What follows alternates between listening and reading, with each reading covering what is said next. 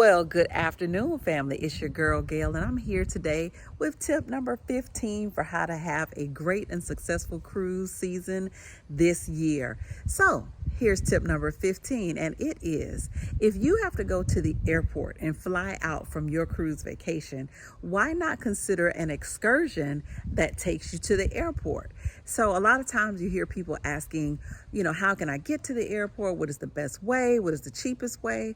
Well, if you decide to take an excursion in the city that you're in, that you have to get to the airport, certain excursions will take you to the airport from the trip. So it may take you around the city, it may do a tour, it may be, I know in South Florida they have one that tours the Everglades, but when it's done, it takes you to the airport and they take your luggage ahead of time. They get your luggage and they deliver it with you to the airport. You don't even have to worry about it. It's a whole check-in process, an easy process.